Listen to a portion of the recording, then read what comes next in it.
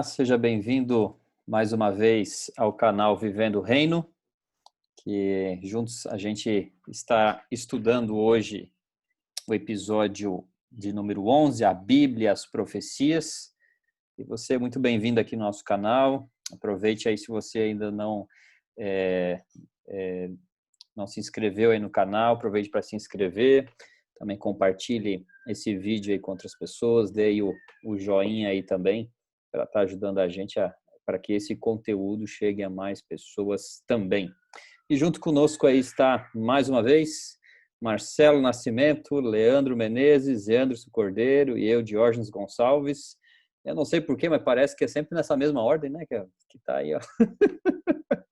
Então, Marcelo, Leandro, Anderson, eu, né? Não sei se é a ordem que a gente se conecta aí, mas sempre não tá na ordem alfabética aí, não. Eu acho que é por ordem Pra de mim peso. tá diferente aqui. Tá É por ordem de peso. por ordem de peso? Ou altura. Pode ser também, é verdade. Mas beleza, amigos, muito bom aí ter vocês conosco aí novamente para a gente compartilhar um pouquinho desse assunto tão importante, né? A Bíblia e as profecias. Quando a gente ouve falar de profecia, isso é algo que essa palavra, né, está intimamente aí relacionada com o próprio movimento adventista, né? Inclusive a Igreja Adventista é considerada um movimento profético, que surgiu a partir do estudo das profecias bíblicas. Então, uma pergunta que a gente sempre pode estar se fazendo é como podemos interpretar as profecias corretamente, né, para a gente saber, então, quando elas realmente aconteceram ou quando vão acontecer, né, aquelas que ainda não aconteceram. É possível a gente saber isso a partir do estudo da Bíblia? Né? Existem alguns mecanismos, técnicas que nos ajudam a entender um pouquinho mais. Sempre lembrando, né, que esse trimestre a gente está estudando aí o tema Como Interpretar as Escrituras, que está nos ajudando aí de como a gente pode estar nos aprofundando no estudo da palavra de Deus. E já que a gente está falando um pouquinho aí de métodos de interpretação, existem também métodos de interpretação para as profecias, né? Eu quero citar aqui apenas de uma maneira bem breve alguns deles, a título de curiosidade e comparação também, né? E qual deles que a Igreja Adventista usa para interpretar aí as profecias. Um dos métodos é o preterismo, né? Que é uma modalidade de interpretação profética que coloca, então, praticamente tudo no passado, né? O cumprimento de profecias bíblicas, apocalípticas, né? Principalmente aquelas encontradas em Daniel e Apocalipse, né? Eles entendem, quem usa essa modalidade de interpretação, de que basicamente a grande maioria das profecias, ou praticamente todas, né, elas se cumpriram na destruição de Jerusalém, em 70 depois de Cristo. Então existe aí o preterismo como a primeira, ok? O segundo método aí de interpretação profética tem o futurismo. Os futuristas têm aí no Apocalipse um livro essencialmente escatológico, né, ou seja, relacionado ao fim das coisas, né? Então, trata os eventos mais iminentes, então, relacionados à segunda vinda de Cristo também. Segundo aí quem crê no futurismo, Deus salva a humanidade de formas diferentes e muitos dizem como se fosse em dispensações, né, em épocas, né? Então, nem todo que é futurista crê no dispensacionalismo também, né? Mas todo que crê no dispensacionalismo é um futurista, beleza? Então, a principal objeção, né, com relação ao futurismo é que remove do livro, né, no caso, principalmente aí os livros apocalípticos, né, em especial Daniel e Apocalipse, não são os únicos, remove deles aí basicamente todo o contexto histórico, né? Então, essa é uma das questões. E, por fim, que eu quero mencionar aqui, de maneira bem breve, tem outros também, como idealismo, mas eu quero comentar para vocês agora o historicismo, que é aquele que a Igreja Adventista usa. Ele é um método que considera as profecias um cumprimento progressivo e contínuo na história, começando, então, no passado e terminando com o reino eterno de Deus. Então, dito isso, nobres colegas, vamos seguir um pouquinho a própria Bíblia aqui, ou melhor, a lição, né? Vem falando, eu já dei essa introdução e a lição vem falando sobre o historicismo e as profecias. Anderson, o Marcelo? Então vai lá, Marcelo. Não, eu só levantei a mão para dizer que o Anderson e o Leandro vão falar primeiro. Beleza. Sim.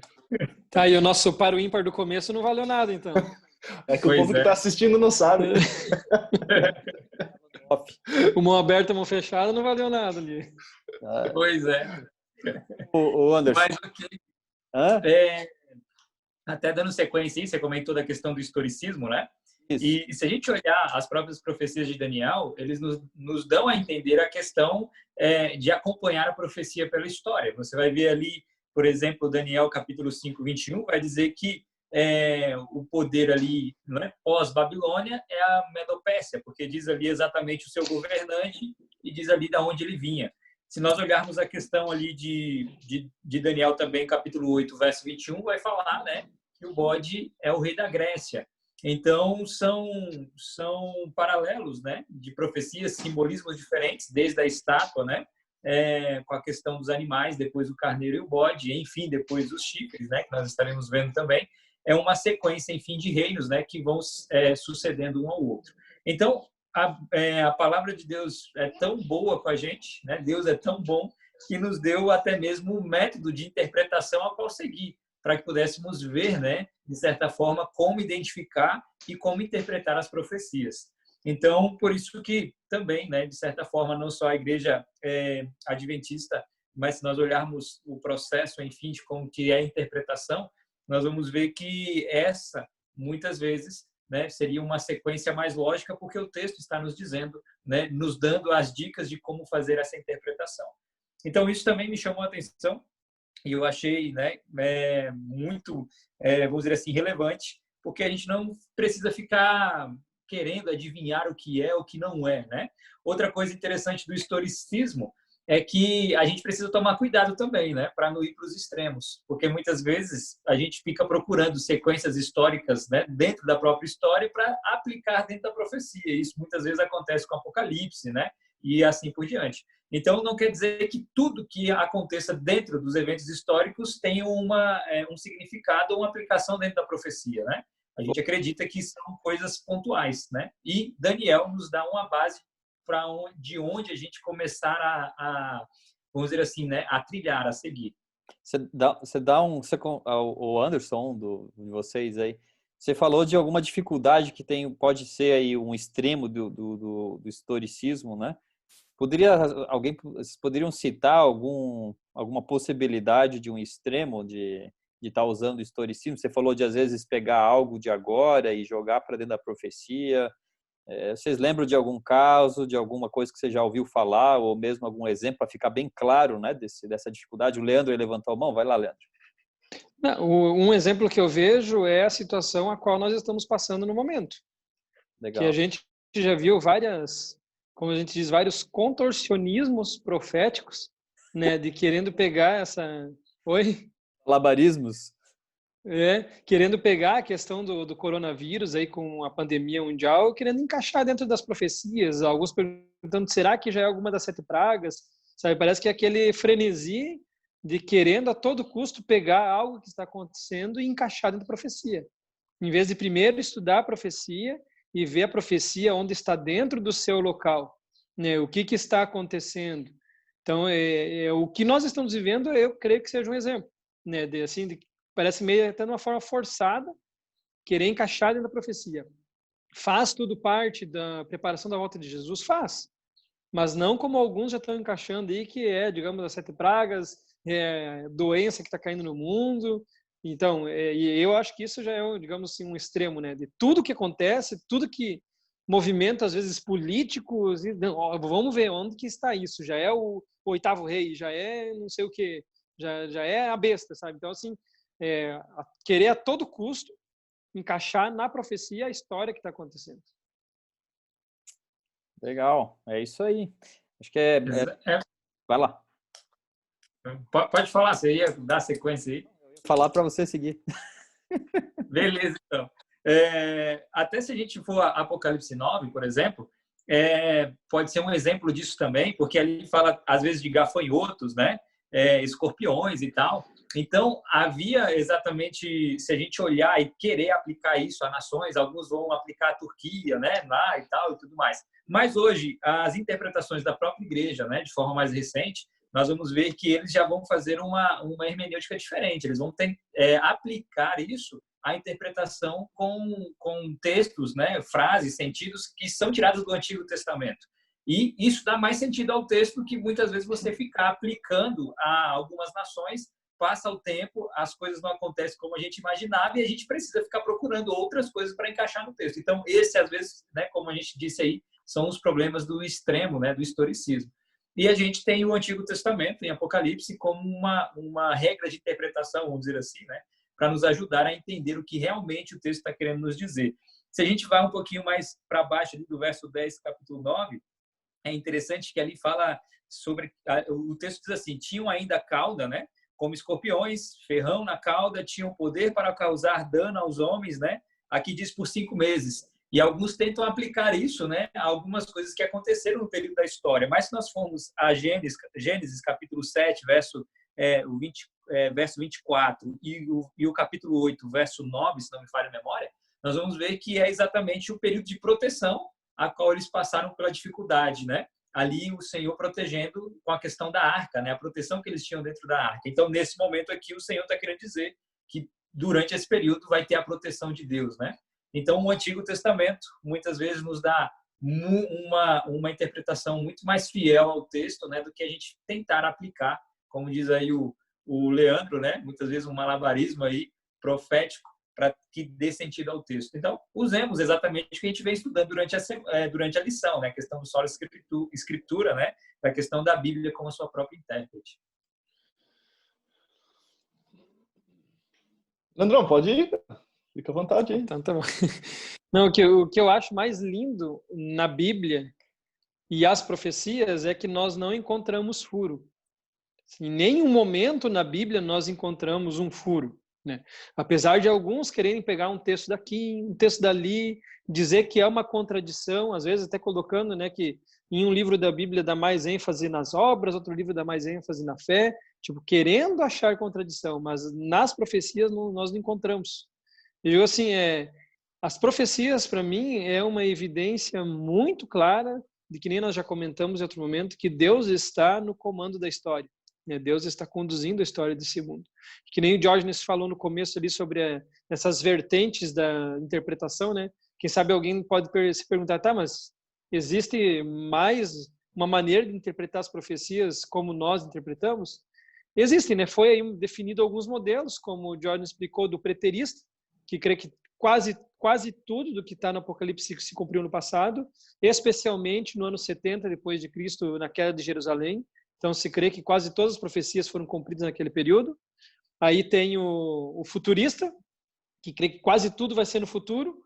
E, especialmente, a fundação do reino de Deus vai ser naqueles 1000 anos, né, literais, que acontecerão ali depois que voltar, e vai ser aqui na Terra, nesses 1000 anos aqui na Terra, né? Então, veja bem, além de ter uma diferença na questão, assim, da interpretação dos símbolos, tem muita diferença do que aconteceu e que vai acontecer. E o historicista, que é digamos assim, o nosso método que nós usamos e é o que tem mais base, fundamento e coerência com a Bíblia, é o historicismo, que nós pegamos a profecia, vemos junto com a história o que aconteceu, o que está acontecendo e o que vai acontecer.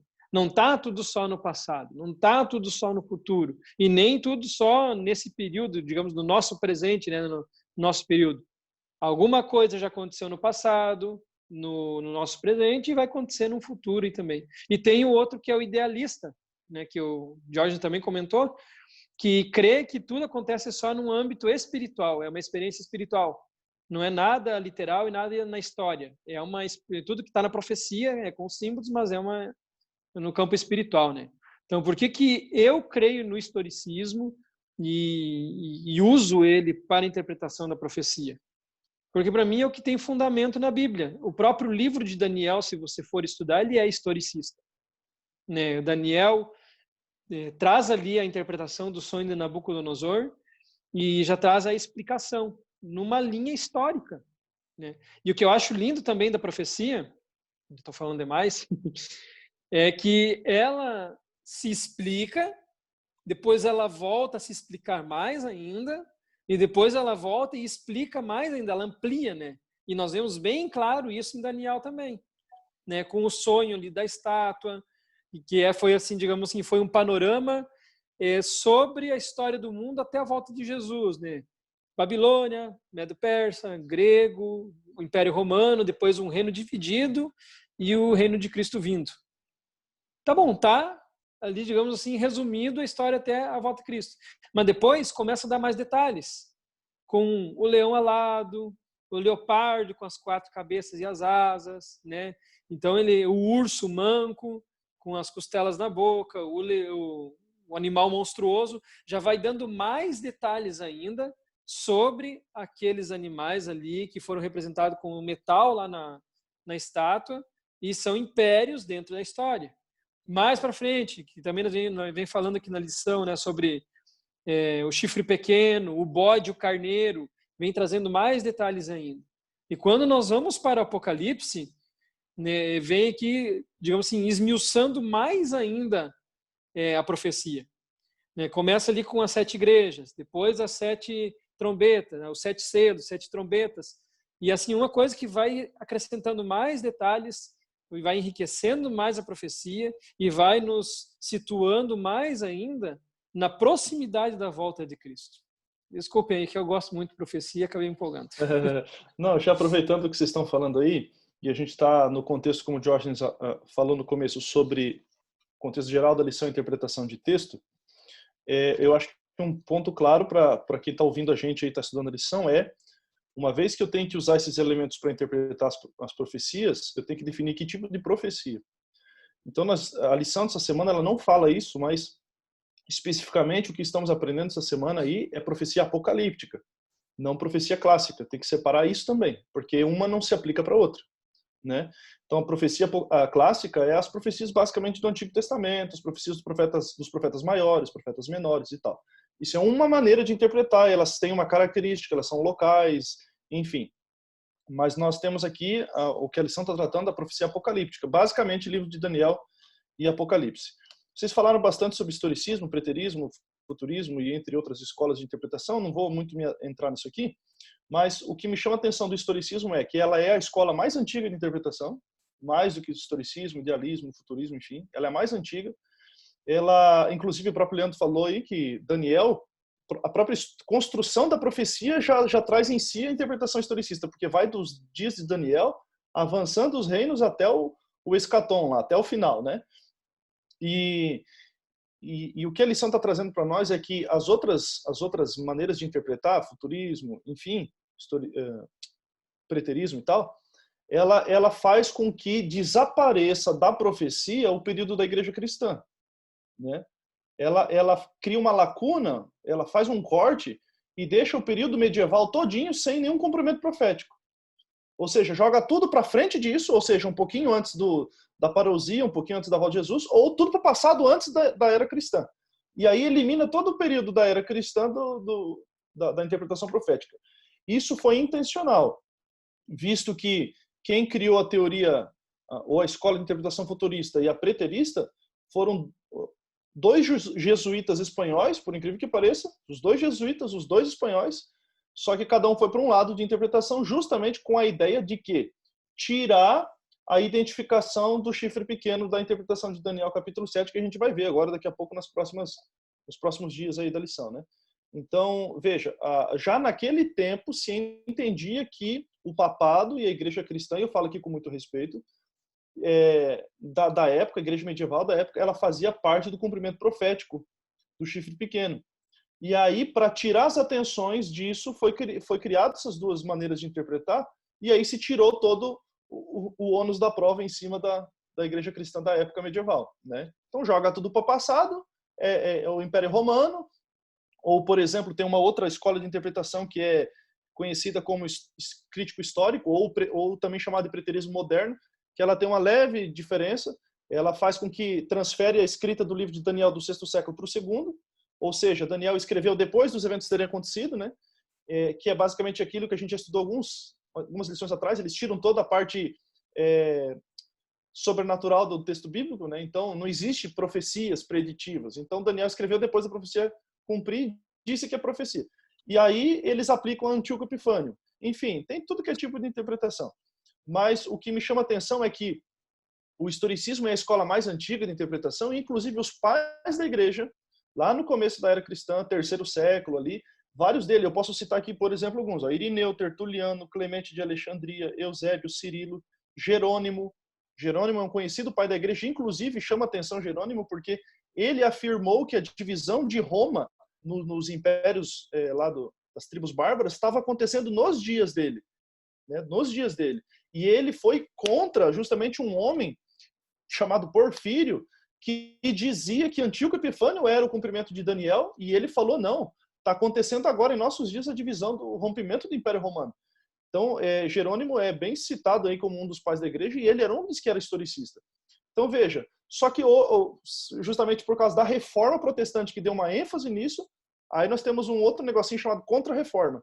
E na contra-reforma, esses dois padres jesuítas tiraram o ônus de cima da igreja medieval e jogou para o passado, jogou para o futuro, tirando, vamos se dizer assim, a culpa ou o seu cumprimento profético em cima do próprio papado, do próprio sistema católico daquela época. Então, esse é um ponto importante. E o que chama mais atenção ainda é que hoje, das igrejas protestantes maiores que existem no mundo, nós somos a única igreja no mundo todo que ainda carrega o historicismo. Muito bem. Agora a gente pode fazer uma ponte, então, para uma outra questão muito importante, que é um dos princípios que nós temos, porque aqui foi mencionado de Daniel, né, mencionado, então, alguns métodos de interpretação da profecia, mas o que a gente tem na Bíblia com relação à profecia, principalmente Daniel e Apocalipse, é algumas coisas relacionadas a datas, né? Datas, anos, dias, semanas, etc., né? E se a gente pegar e simplesmente, será que a gente deve usar isso, né, como literal? Ou será que isso é simbólico? A gente sabe que numa linguagem profética, a gente sempre tem que entender o contexto, né, para saber se o que está falando ali o texto é algo relacionado a algo literal ou simbólico, né?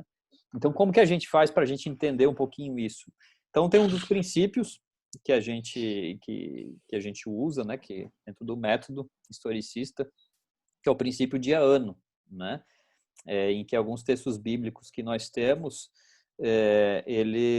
a gente usa, por exemplo, quando nós temos lá em Daniel, quando fala 2.300 tardes e manhãs, por exemplo, né? São a profecia das 70 semanas. O que são essas 70 semanas, né? São dias, são semanas literais de 7 dias, né? Você pega e multiplica ali. Então, existe esse princípio, basicamente, eu vou apenas introduzir aqui para a gente ir conversando, né?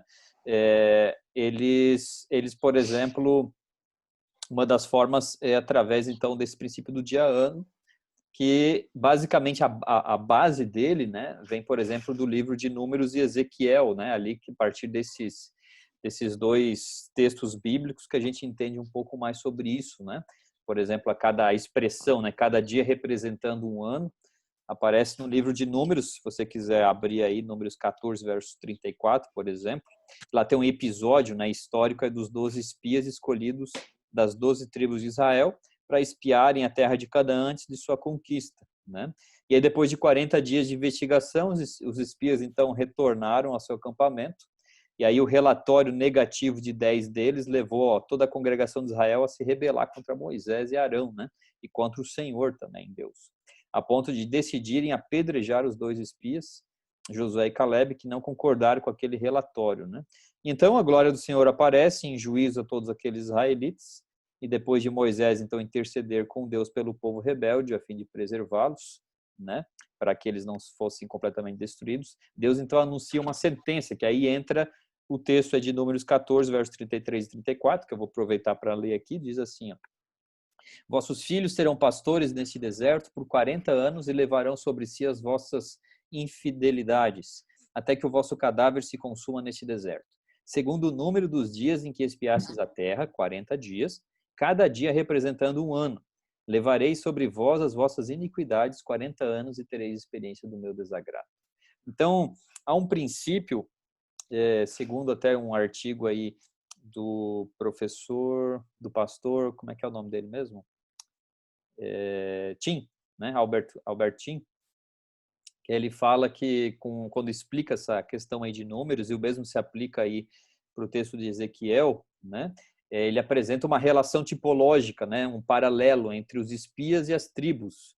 Então, é como se fosse assim, a gente tem uma realidade microcósmica, assim que o Albertinho coloca, e uma realidade macrocósmica. Ou seja, nós temos 12 espias, 12 tribos, 40 dias, 40 anos. Né? Então, faz esse paralelo.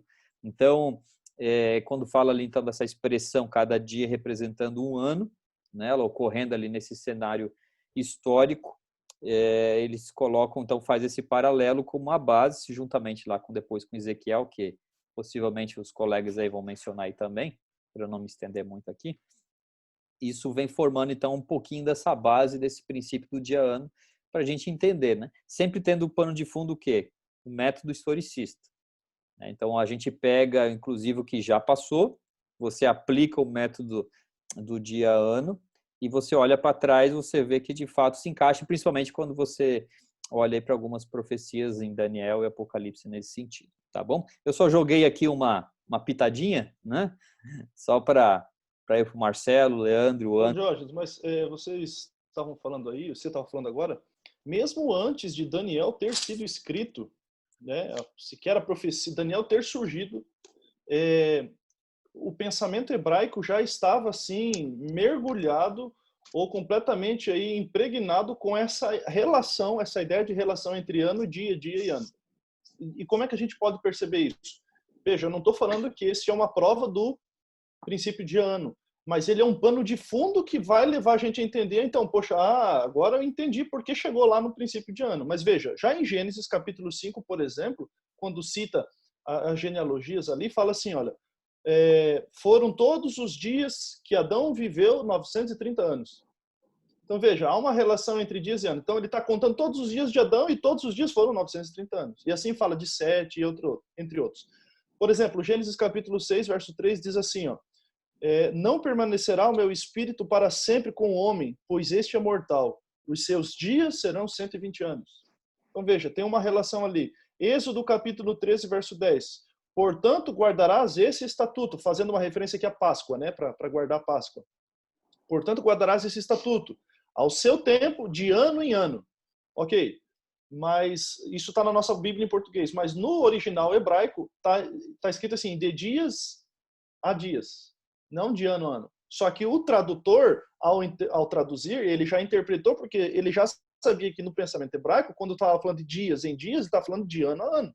Então, o que ele está dizendo aqui é, você vai guardar essa Páscoa como uma festa obrigatória de uma vez por ano. É isso que o texto está falando. Só que a construção no hebraico está escrito, você vai guardar de dias a dias, fazendo uma referência de ano a ano.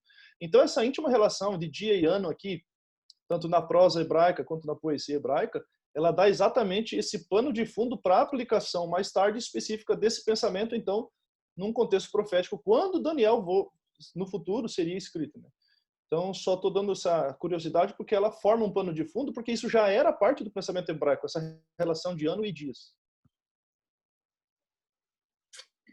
Ok, e outra coisa interessante também é que se não se aplica a questão do dia, o princípio de dia-ano com as profecias de Daniel, não faz sentido apenas serem 2.300 dias literais, porque talvez seriam aí aproximadamente 6 anos e 3 meses, mais ou menos, né, se fosse esse período. Então, não se encaixa, né? Por isso que é importante sempre a gente levar todo o contexto do livro, não apenas de um verso ou do capítulo, assim por diante, né? Por isso que o princípio de ano, quando você se aplica, faz muito mais sentido, porque você consegue cobrir a história a qual Daniel está falando, né? E assim por diante. E aí vai. E o Marcelo falou sobre isso aí, mas não, eu não vou fazer essa comparação, não. Deixa para lá.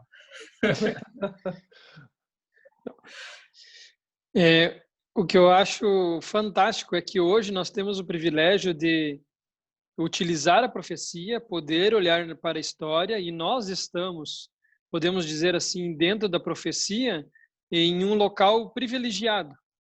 Por que privilegiado? Porque nós já podemos ver a profecia, tudo o que aconteceu, que está comprovado que aconteceu, né? Que fecha com a profecia bíblica e com o que aconteceu.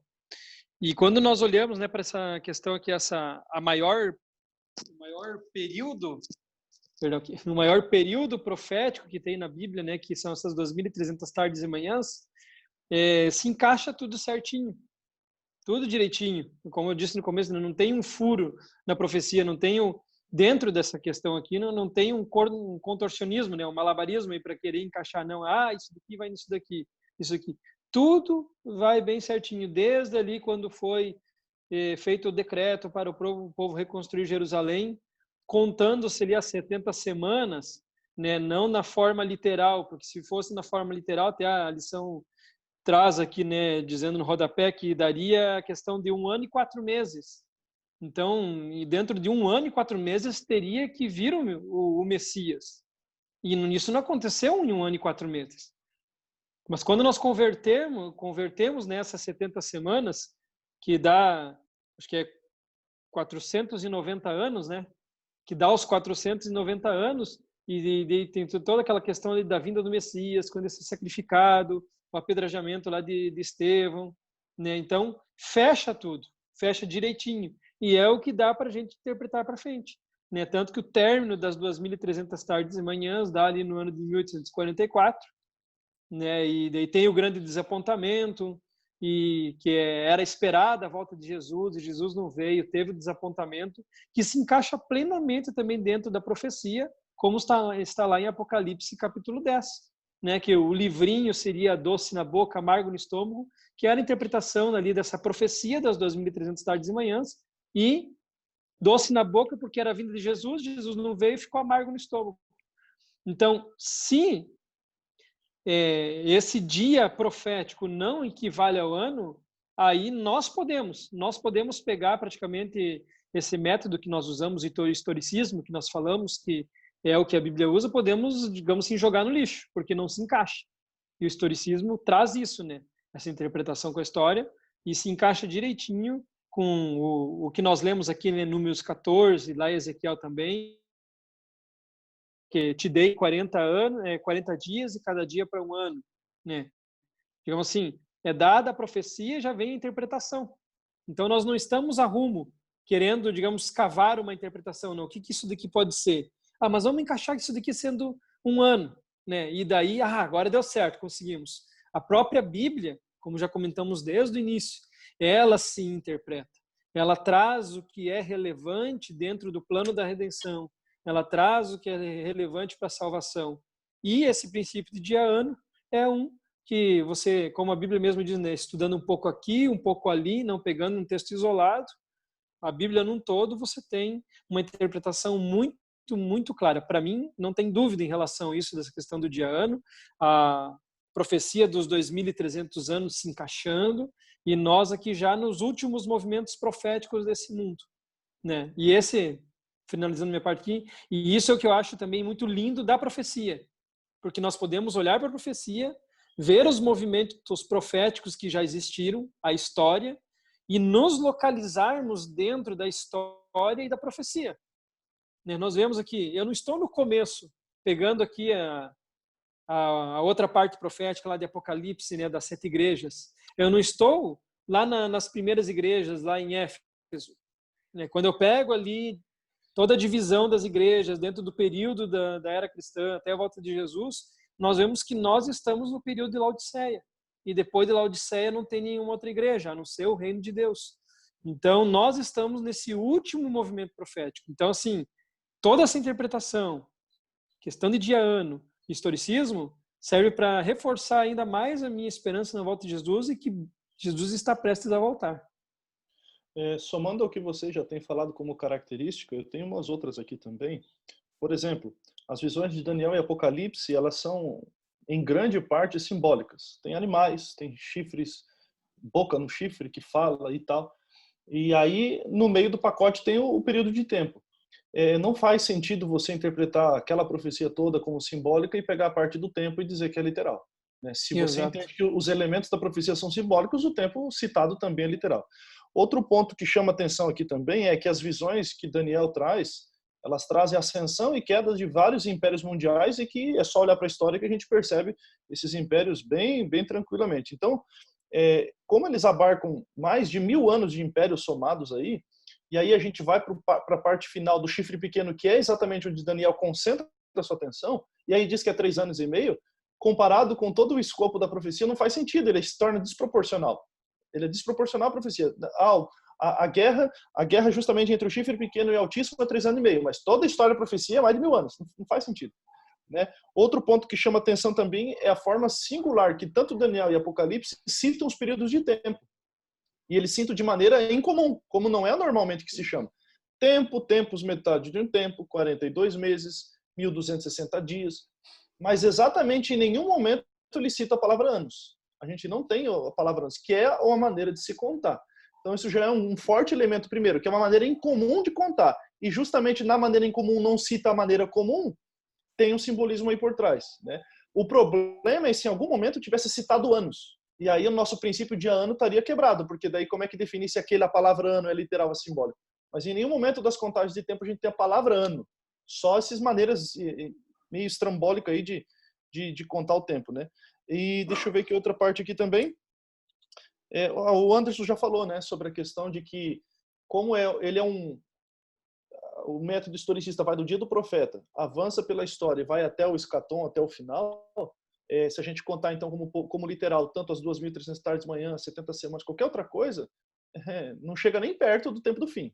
E justamente o propósito de Apocalipse e de Daniel essas coisas, o próprio Deus disse, né? É lá para o fim.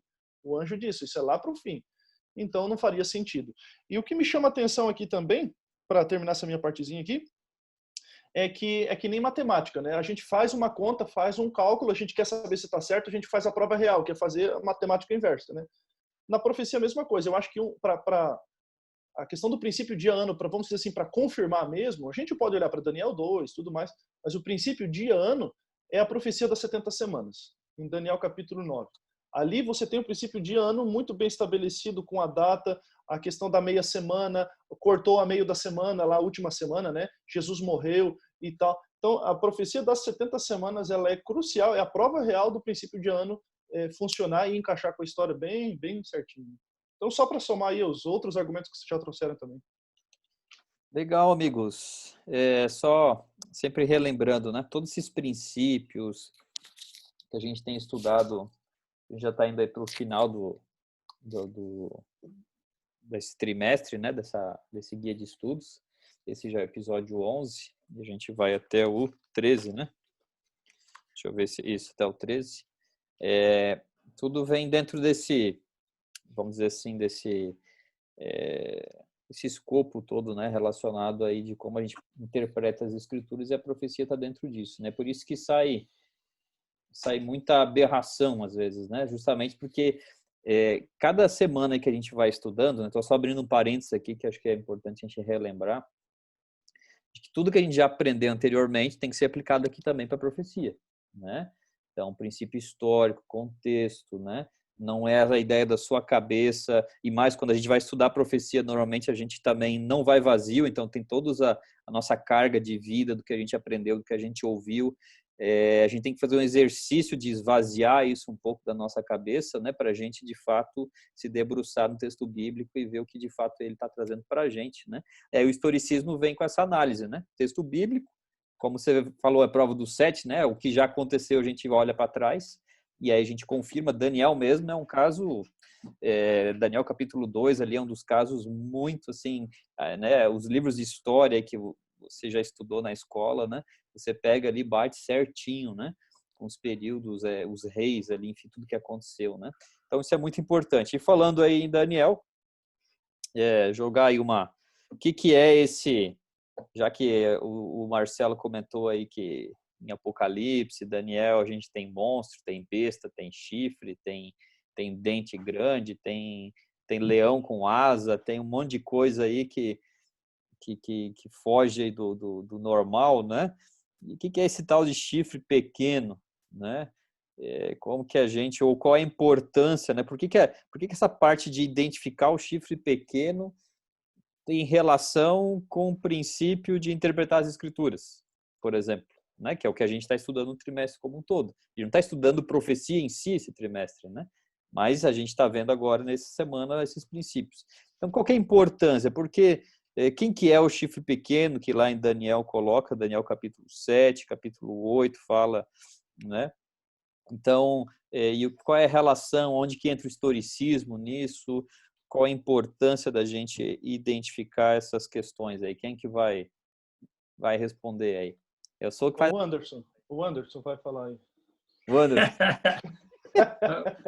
Não, o Diógenes fez uma pergunta bem elaborada. Pode responder ele mesmo. Tá. Eu vou só... O Diógenes fez a pergunta já com a resposta na cabeça. Já com a resposta, exatamente, cara. Diógenes é fera. Todo mundo que pergunta já tem a resposta, mas eu estou dando a oportunidade e privilégio de vocês compartilharem de vocês para responder também. Beleza. Se a parte de quinta-feira mesmo fala um pouquinho sobre tipologia, né? E sem a tipologia, muitas vezes a gente não consegue interpretar o simbolismo que tem na profecia. Se a gente olhar a questão ali do chifre pequeno, nós sabemos, desde os animais ali, é uma sequência. Estão falando sobre reinos e assim por diante. E o chifre pequeno não é diferente, é um poder, é um reino, né, que está subindo. E se, até, quem sabe, falando um pouquinho mais sobre a questão da tipologia, a gente tem a questão do princípio de anos, só voltando um pouquinho aqui, falando exatamente sobre essa questão de tipos. A gente vai ver que o próprio A Loucura de Nabucodonosor, ele vai ter um sonho que fala de 7 tempos, não vai falar 7 anos, né? Então, como o Marcelo mesmo disse, normalmente não vai se falar de anos. A gente vai ver o sonho de José, as 7 espigas, as 7 vacas, né? Então, a gente pode ter aí o princípio de Avaco, o princípio de espiga, né? E assim por diante. Isso é só por isso que eu falei que não ia fazer essa brincadeira, porque não tinha muita graça, né? Mas, enfim, acabei fazendo. A minha esposa, Dani, né? Piada de nerd teologando, né? Teólogo, não tem graça. Só a gente. Eu Quem acho que essa já é outra vertente de interpretação, né? De interpretação por meio da natureza. Mas como Exatamente. A gente dá uma risadinha aí por dentro, viu? Tem que cuidar, Foi, daí onde sai as heresias. Mas, voltando para a questão ali do chifre pequeno, eu acabei falando aqui da tipologia e eu acabei esquecendo a sua pergunta, Jorge. Ela foi muito longa. Essa foi boa. Era bem curta a pergunta, faz de novo, Jorge. Rapaz, qual que é a relação de por que é importante a gente saber quem é o chifre pequeno? Qual é a relação disso com interpretar as escrituras? Onde que entra o historicismo dentro disso, né? Enfim, e qual é a relação disso? Né? Por que a lição está colocando, identificando o chifre pequeno? Qual é a relação disso com... Eu sei que o Anderson tem uma resposta pronta, mas já deixa eu aproveitar o embalo da tua pergunta. Eu acho que é importante, primeiro, porque situa a gente na história, na profecia. Segundo ponto é que o livro de Apocalipse diz que as mensagens, o evangelho eterno a ser pregado no tempo do fim, a primeira diz: temei a Deus e dar-lhe glória, pois é chegada a hora do seu juízo. Para a gente entender que há um juízo em andamento, o juízo ele é fruto, vamos dizer assim, ou consequência, ou uma resposta a um ataque do chifre pequeno. Daniel, depois, capítulo 7, vai falar que senta-se o tribunal e abre-se os livros após o ataque do chifre pequeno. Então, veja, aí uma vez a gente entendendo que precisa haver um juízo, a gente tem que entender quem é o chifre pequeno para chegar a hora do juízo e completar a profecia de Apocalipse, onde diz que a gente tem que anunciar um juízo que está acontecendo. Se a gente não identifica o chifre pequeno, a gente não identifica juízo e muito menos o evangelho eterno. Sobre o juízo será pregado. Então, eu acho que tem uma reação em cadeia que nem dominó, um caindo atrás do outro. Se a gente não entende, dali para frente a gente se perde no fio da meada aí.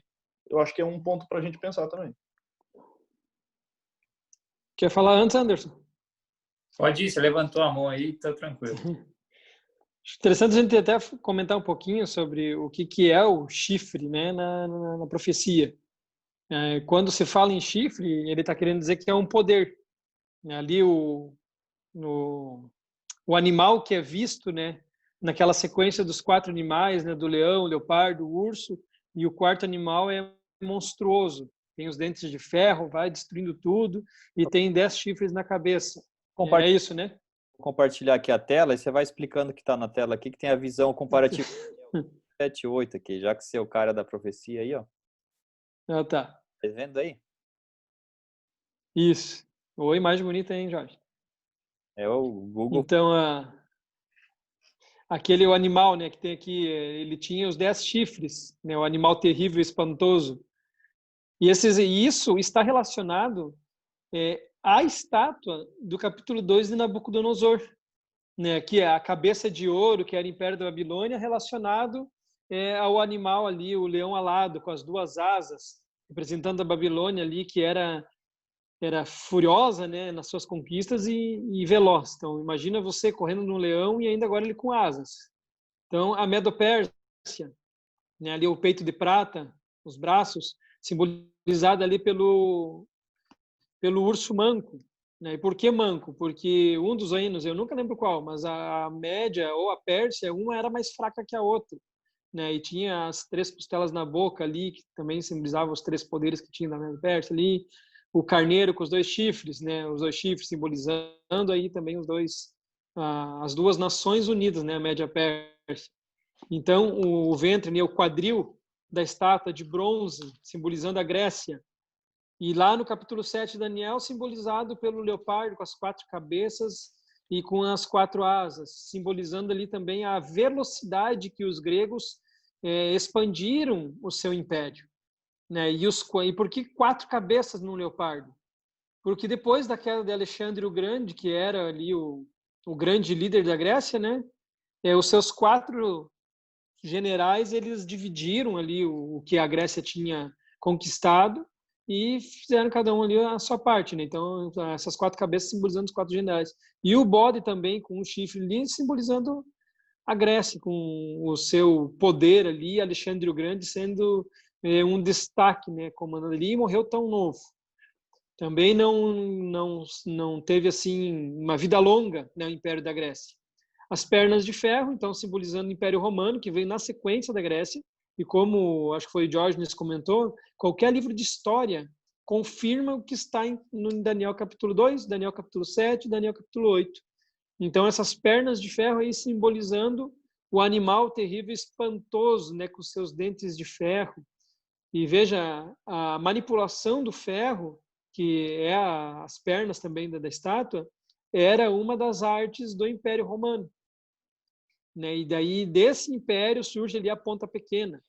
Né? Porque daí, primeiro, esse império caiu, então os pés de barro, que é o reino dividido, se você vai para a história ali, é muito claro também, depois que o Império Romano perde a sua força, surgem as 10 tribos bárbaras ali, que não tem mais união, né? E dessas 10 tribos bárbaras é o que nós conhecemos hoje aí por alguns países da Europa, né? Como Alemanha, Espanha, França, Inglaterra. Então essas nações deriva também desses 10 dedos aí, que foram as 10 tribos bárbaras que surgiram do Império Romano. E Daniel 7, que tem ali os 10 chifres do animal terrível e espantoso. Esses 10 chifres remete aos 10 dedos ali da estátua de Daniel, capítulo 2. E do meio desses 10 chifres, 3 caem e surge o chifre pequeno. E aqui, novamente, a história nos traz de forma maravilhosa, com a conciliação com a profecia, porque daqueles 10 reinos, aquelas 10 tribos que continuaram após a queda do Império Romano, 3 elas foram extinguidas, porque não quiseram se envolver com um poder que estava surgindo, né, que era um poder ali religioso se unindo ao Estado.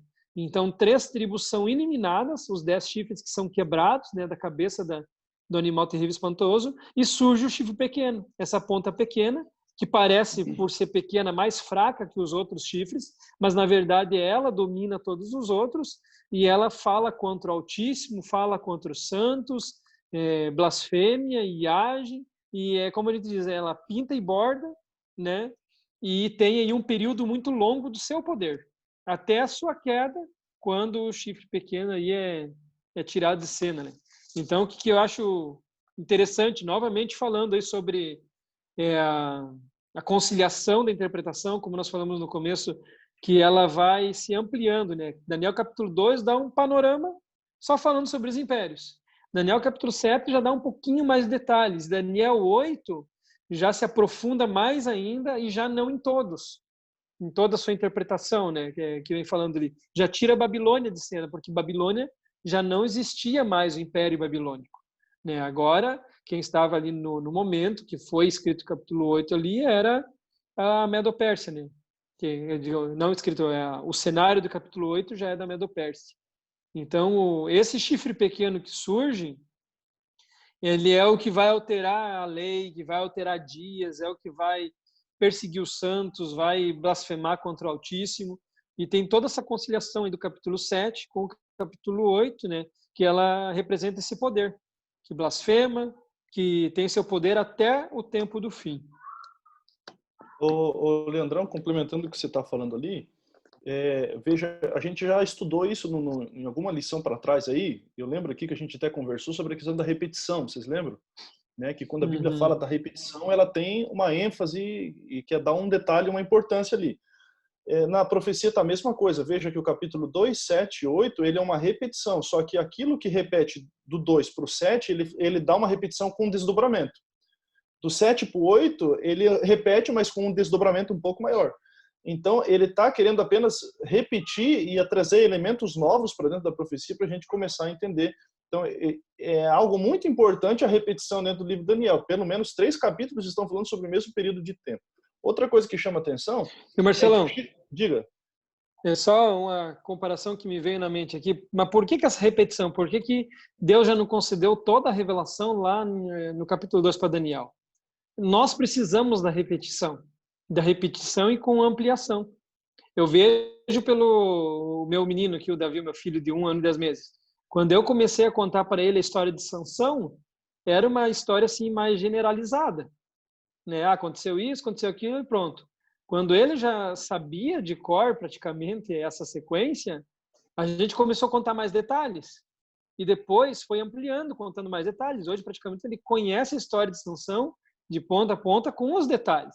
Então a profecia não é diferente, né? Sim. Ela traz cada vez ampliando, que é para nós ir aprendendo progressivamente e entendendo a profecia, porque se viesse tudo de uma vez só, a gente até poderia, quem sabe, ficar confuso e não entender o que a profecia quer dizer. Exatamente. Veja, aqui, identificando a questão da lição, identificando o chifre pequeno, se a gente pega a estátua, sequência dos animais, Daniel 7 e tal, a gente vai perceber que, cronologicamente, na linha do tempo, o chifre pequeno surge depois dos 10 chifres. Não é no primeiro reino, não é no leão, não é no leopardo. Então, cronologicamente, tem uma linha sucessória aí de reinos, ascensão e queda e tal. E aí a gente chega lá para Daniel, a gente percebe que Roma, que é o quarto reino, tanto da estátua quanto o quarto animal terrível e espantoso, Roma caiu em 476. Aí Daniel, capítulo 7, fala que o reino se divide, né? Em 10 chifres. Aí a gente tem as tribos bárbaras que minaram o poder romano a partir de 476. E é depois disso que surge o chifre pequeno. Então a gente não pode localizar para o passado, não dá para jogar lá para o futuro, a gente tem que colocar ele cronologicamente na linha do tempo. Então ele é depois dos 10 chifres. Aí, como o Leandro bem falou, caiu 3 chifres.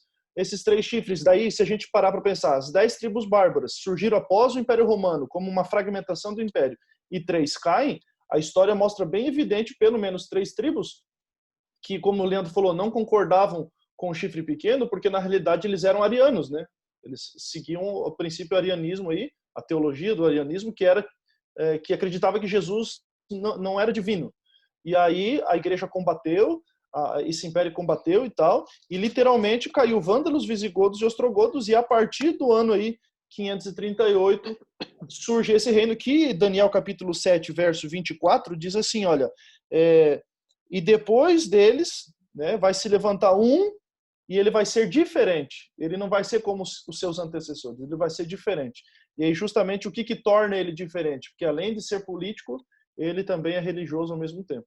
E aí, claro, tem outras tantas características, vai preferir palavra contra o autismo e tal. Então a gente localiza na história exatamente a igreja católica, ou pelo menos o papado, e essa circunstância em que a gente está vendo aí. Agora, um ponto importante parece que, e aí eu só faço um comentário porque provavelmente possa ter algum católico assistindo a gente, Mas pode falar assim, mas pastor, isso é injusto vocês falar que a igreja católica é o chifre pequeno e tudo mais. Veja, a Idade Média já acabou. Nós não estamos mais na Idade Média. Por que pensar nisso? Não tem mais Inquisição, não tem mais as cruzadas. Hoje a igreja trabalha pela paz mundial, né? Concordo com tudo isso. O que a gente não pode fazer é fechar os olhos para a história passada. Eu concordo que a igreja de hoje não é igual à igreja do passado. Só que o que a gente não pode fazer é esquecer ou deixar de lembrar que o presente, hoje, as coisas de paz, as organizações humanitárias que a igreja desenvolve, tudo mais, que são louváveis, elas, em nenhum momento esse presente vai apagar tudo que aconteceu no passado. A história, ela segue uma linha e ela vai cumprindo a profecia. Então, o fato de que a profecia se cumpriu, mesmo que a igreja hoje não persiga mais, e eu não estou falando nenhuma mentira aqui, porque o próprio Papa João Paulo II pediu desculpa, né, pela perseguição do passado. Por mais que a igreja não persiga mais as pessoas hoje, né, e tal, ainda ela tem uma característica que ela advoga e que está lá no livro de Daniel. Ela reconhece que ela mudou os tempos e a lei e ela não nega isso em nenhum momento. Várias literaturas católicas dizem assim, olha, nós mudamos a santidade do sábado para o domingo não porque existe algum endosso bíblico, porque a própria igreja reconhece que não tem. Nós mudamos pela divina autoridade que nós entendemos que possuímos. E aí a gente mudou. Então, veja, não tem a perseguição hoje? Não tem. Mas como é que diz? O reconhecimento desse dogma aí do domingo, tirando a doutrina do sábado, em nenhum momento eles negam. Então, há uma característica ainda prevalecente. Então, o que eu quero só dizer, assim, com muito respeito, eu falo isso, mas a profecia, no princípio historicista, não tem como a gente tirar do contexto. Aí entra, né, Marcelo, uma outra questão que a gente já viu aqui, que é o princípio protestante que nós seguimos, da sola escritura, né? E aí entra a questão da tradição, né? Então, isso não é escondido de ninguém, né? Não é nenhuma conjectura, é algo real, de que, de fato, a questão da tradição ela está aí num primeiro, vamos dizer assim, num primeiro patamar acima, né, das escrituras da Bíblia. E muitos dizem que a igreja adventista, os irmãos adventistas são contra católico e tal. Não é nesse sentido. E outra, essa interpretação não é nossa. Isso já desde Lutero. Lutero já identificava o chifre pequeno como a igreja católica do seu tempo, né? Então outros reformadores também faziam isso. Então isso não é novo. É importante isso a gente sempre relembrar, né? Está relacionado aqui com poder, né? E não necessariamente pessoas, tá? Então não tem ninguém contra o Papa X, Y, Z ou queridos aí irmãos católicos, né? E muitos, né? Que vivem aí a sua fé de uma maneira tão linda e propagam o reino de Deus de acordo com o que conhece, são nossos irmãos na fé nesse sentido igual também. Tamo junto. Exatamente. Eu estava complementando isso que você está falando aí. A gente não pode ir para o extremo de ver os traços do chifre pequeno em cada coisa dentro da Igreja Católica. Exato. A gente não pode fazer, não pode ver. A gente demoniza a Igreja Católica, todo mundo, e tudo que é coisa que a Igreja faz é coisa do chifre pequeno. Não é bem assim, como bem você falou, é a instituição, é o poder que está por trás. Não as pessoas católicas, não os irmãos católicos, e nem o próprio Papa. Às vezes a gente fala assim, e tem muitos irmãos que falam assim, o Papa é a besta. O Papa nunca foi a besta. O Papa não é a besta, né? É o poder que ele advoga, a cadeira onde ele senta, entende? Então, é claro que vai longe, talvez muitos aí vão ficar meio curiosos, meio ofendidos, enfim, mas nós não estamos fazendo demérito nenhum católico, de nenhuma pessoa, né? Exatamente a instituição, como você falou. Pelo contrário, inclusive deixando claro, até que a gente às vezes ouve, né, de pessoas adventistas e outros também irmãos evangélicos, né, de uma demonização, né, dessa questão da instituição católica e tal, ou das pessoas que são, né, como se fosse nós contra eles, né? Isso não existe. Isso é uma blasfêmia, né, com relação ao princípio bíblico e do reino de Deus e de quem são as pessoas. Então a gente tem que entender, parece que volta de novo, por que a gente está aprendendo isso aqui, estudando, interpretar as escrituras, para a gente entender isso de uma maneira correta, entende? Sair por aí, né, com mira, assim, né, com tal, né, o Papa, não sei o que e tal, né? Então isso precisa ficar muito claro, tá? E depois dessa aula aí, né, que nós tivemos aí de profecia aí com o Leandro aí, o Marcelo, né, explicando aí todo Daniel 2, 7, 8, né? Vamos seguir a aula aí, o Anderson já levantou a mão, agora já vou jogar aí para ti a bomba aí para o juízo aí. Vou agora. Não, tô brincando aí, responde quem quiser aí. Mas olha só, qual é a relação, já vai aí para você, hein, Leandro. Já que a lição vem trazendo aí Daniel 7, 8 também na questão do juízo, né? Então, onde que entra essa questão? Que juízo é esse investigativo e qual a relação com Daniel 7 e 8 aí também? Como que isso se harmoniza e qual a importância disso dentro do que a gente está estudando? Vai lá, Leandro, Anderson. Desativa teu som aí, Leandro. Desculpa aqui. É que o meu menino está correndo por aqui, então deixa desativado para não gravar os gritos dele também. Praticamente essa lição de terça e quarta, a gente comentou tudo junto aqui, né? Sobre a questão do chifre, o poder, que está ligada também a questão aí do juízo investigativo. E o interessante sobre o chifre pequeno é que é dado uma data aí do início do seu poder e um momento que ele teria também aí digamos assim, uma baixa no seu poder, né? Que fala ali sobre que seria ferido, né? Teria uma ferida mortal. E isso aconteceu ali no ano de 1798, quando Napoleão, né, mandou seu exército aí e eles destituíram o Papa do seu local ali, da onde ele tinha o seu poder. Então foi enfraquecido, né? Então teve um momento aí na história que o poder papal, como o Marcelo explicou muito bem ali na questão da Idade Média, né, falando sobre a questão da história aí, que ele iniciou o seu poder, fez tudo o que tinha que fazer, conforme a profecia disse, e teve um momento que teve o seu poder tirado, né, que foi quando o exército de Napoleão entrou lá e tirou o Papa do seu, digamos assim, do seu trono, né, reinando sobre todos. E isso está intimamente ligado também a uma outra questão que nós comentamos, acho, numa lição anterior aí, que é a Revolução Francesa, né, que as pessoas saem desse momento aí de que era subjugada pela Igreja e agora se querem uma libertação, vem o Iluminismo, a Revolução Francesa, o homem se torna o centro, tira Deus do centro, Bíblias são queimadas em praça pública, né, porque não querem mais serem subjugados pela Igreja. Então, assim, é como também uma ilustração que foi usada, né? Joga a água da banheira com o bebê fora. Então, já aconteceu isso, joga tudo fora. Não quer mais. E logo depois que o chifre pequeno, esse poder, né, religioso e político, perde sua força, vem o que acontece ali em Daniel capítulo 8, né, no verso 13. Depois ouvi um santo que falava, e disse outro santo aquele que falava: até quando durará a visão do sacrifício diário e da transgressão assoladora, visão na qual entregue o santuário exército a fim de serem pisados? E o 14, e ele me disse, até 2.300 tardes e manhãs o santuário será purificado. Então, voltando ao que nós comentamos antes sobre Apocalipse capítulo 10, a visão de João falando sobre o livrinho que seria doce na boca, amargo no estômago, está intimamente ligado aqui a esse verso, que era a interpretação das 2.300 tardes e manhãs, que Guilherme Miller, ali nos anos de 1830, 1840, começou a pregar muito sobre a volta de Jesus em 1844, né, que seria a purificação do santuário. Ele interpretava que seria a purificação da terra. Então, foi uma mensagem muito doce. Muitas pessoas venderam suas propriedades, pessoas venderam tudo que tinha, também investiram todo o dinheiro que tinham na pregação do evangelho, crendo que não seria mais necessário isso, não seria mais necessário essas riquezas na terra.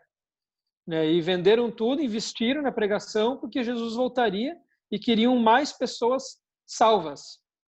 Só que chegou 1844 e Jesus não veio. E um pequeno grupo continuou estudando a Bíblia, o que estava de errado, viram que as datas proféticas estavam certas, realmente era algo que iria acontecer ali em outubro de 1844, mas o porquê que não aconteceu o que eles tinham interpretado? Aí teve um homem, né, eu acho que foi Hiram Edson, ele teve uma visão que Jesus saía do lugar santo como nosso sacerdote e ia para o lugar santíssimo como nosso sumo sacerdote. E aqui, que eu não canso de dizer, a Bíblia é linda demais.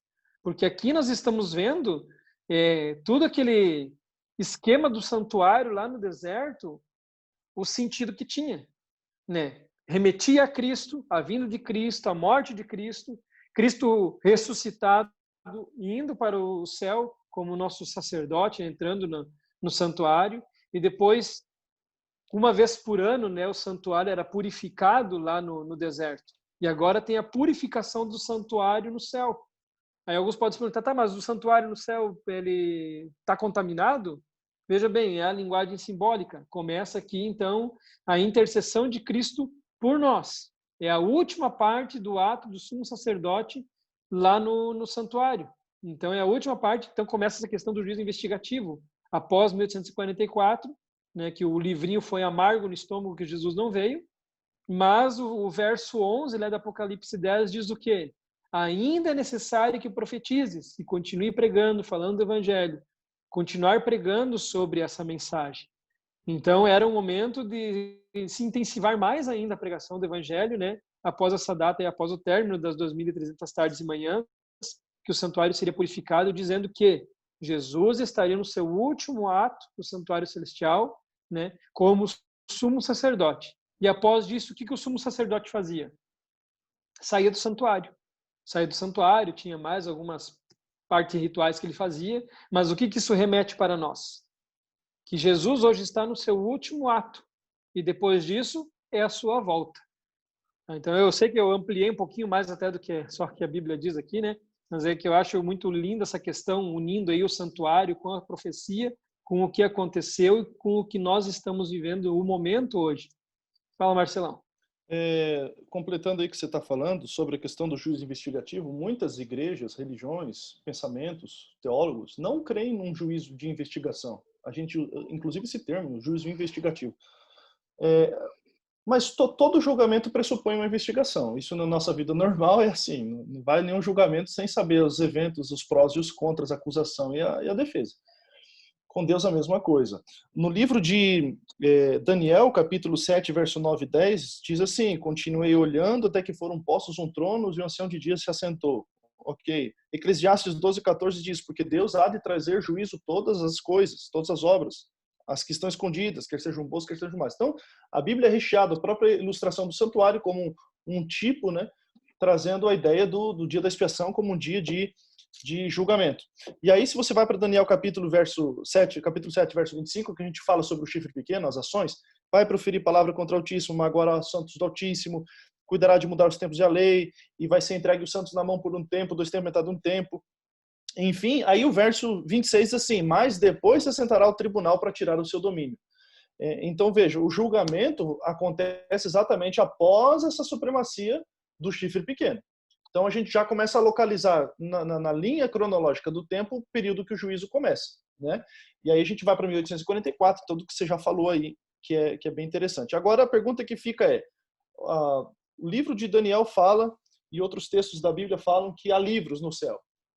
E aí a pergunta que fica: por que ter livros no céu e por que ter um julgamento no céu? Deus não sabe de todas as coisas? Por que precisa de um julgamento? O ponto importante é que Deus sabe de todas as coisas, mas o julgamento não é para a gente. O julgamento não é para... Desculpa, melhor falando aqui. Não é para Deus. O julgamento não é para Deus saber as coisas. O julgamento são para todos os seres ao seu redor que são criados e que não têm uma única coisa que somente Deus tem, a onisciência, né? Todos os outros seres não têm. Nós não temos, os anjos não têm, todos os outros seres criados não têm, só Deus possui. Então, para que serve livros? Para registro? Para que serve julgamento? Serve para esses seres. E aí a gente remonta lá para o início do grande conflito. Qual foi a acusação de Satanás no grande conflito? Exatamente por Deus não ser justo, né? E aí você acha que Deus vai quebrar toda a sua reputação de ser justo, não tomando os devidos cuidados para todas as suas criaturas? Se já pensaram nisso no passado sem ter motivo nenhum, agora Deus vai dar motivo para pensar nele como um ser injusto? Então, veja, vamos fazer um julgamento. Tem livros para registrar todas as obras escondidas, boas e más, vai trazer a juízo, vai ter um julgamento, vai se assentar ao tribunal, tudo. Mas não é porque Deus exige isso ou Deus precisa disso. É para todos os seus seres se cercarem de uma segurança de que Deus, no final das contas, sempre foi justo em todos os seus em seus juízos e todos os seus julgamentos. Por isso, a necessidade. Claro que o assunto, para vocês terem uma ideia, eu sugiro aqui um livro, Na Corte Celestial. É um livro que fala só sobre juízo investigativo, tudo isso aí. Mas o que eu falei nessa pequena frase é apenas para resumir um tema que a gente pode ficar horas e horas falando, mas o julgamento não é para Deus, o julgamento é para os seus seres que estão ao seu redor que não possuem onisciência. Então, por isso, um juízo investigativo. E aí, na linha cronológica, a gente já identificou após o chifre pequeno, e aí o juízo está acontecendo, e está acontecendo agora. Por isso que, tirando a visão dispensacionalista, que vem o arrebatamento secreto, vive 1000 anos, e aí depois que vem Jesus, nós não temos uma segunda chance, não. É agora, e agora nós estamos de olho no Big Brother do céu. Estamos de olho aqui. Aliás, o céu está de olho em nós, né? Então, tudo que a gente faz, tudo que a gente deixa de fazer está sendo anotado, e em breve nós teremos que dar contas a Deus da nossa vida. Por isso, um juízo investigativo. Beleza, é isso aí, meus queridos. O tempo voa, né? Passou bastante, é? Acho que estão umas 3 horas aqui já. Prometo não falar mais. Viu? Então, para a gente fechar aí, pastor Anderson, eu fiz a introdução, você faz a conclusão aí, a gente passa a caneta aí. Beleza. Quando nós olhamos para o que a lição está nos trazendo, não só a dessa semana, mas, enfim, do trimestre que nós estamos estudando, a beleza é exatamente o que o texto está nos trazendo. E o que a lição está trazendo de uma forma especial é exatamente o que o método ali do historicismo ele vai estar se relacionando com o texto. Então, a gente viu aqui não só a questão do juízo, mas a questão do princípio de Ano, a questão da tipologia, para que a gente possa entender o que a profecia quer nos dizer. E o Marcelo, o Leandro já falou sobre isso, a grande questão do juízo investigativo. E eu sempre digo isso, a gente muitas vezes se relaciona de uma forma errada com a questão de um juízo que está por vir, e a gente teme, e a gente, o que pode estar acontecendo.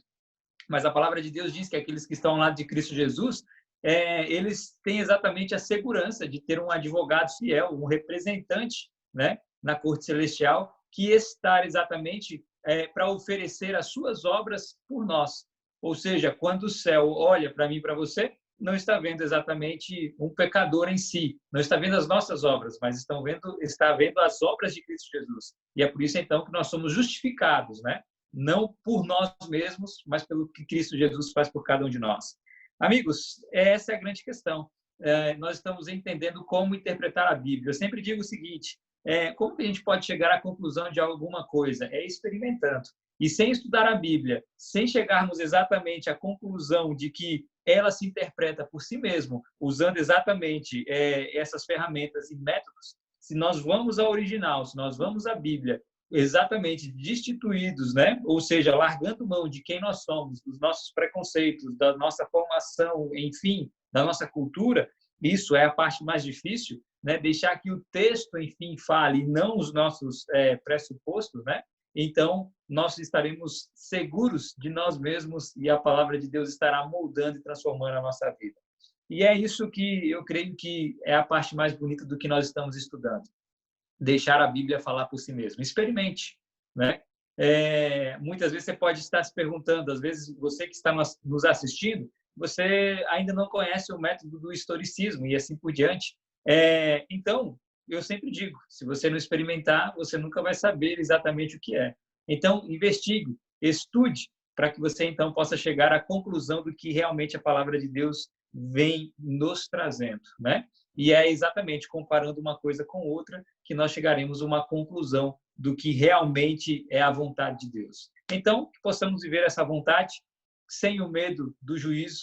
Realmente, ele acontece para mostrar o que vem acontecendo, o que nós somos pecadores, mas isso vai ser resolvido muito em breve, e é o que nós estudamos durante essa semana. Há um poder opressor nesse mundo, há um grande conflito, mas isso vai terminar, e quando isso terminar, viveremos em um mundo justo, aonde essas coisas a quais nós vivemos aqui nunca mais existirão, porque é o último reino que irá exatamente existir por toda a eternidade, para todo sempre, que é o reino de Cristo Jesus. Amém. Então é isso aí, meus queridos. Muito obrigado, Marcelo Nascimento, Leandro Menezes, Anderson Cordeiro. E eu aqui que vos falo, Diógenes Gonçalves. E esse é o canal Vivendo o Reino.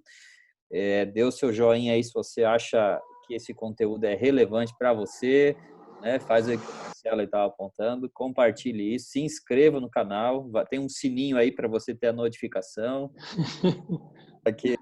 compartilhe isso para que mais pessoas possam ter acesso a esse material também, e juntos a gente nessa caminhada aí com Cristo a gente possa aprender cada vez mais. Se você é nosso convidado, semana que vem também teremos o episódio 12, né? Como interpretar passagens bíblicas difíceis. Olha, você não pode perder esse episódio, que com certeza vai ser muito gratificante, muito importante para o nosso crescimento.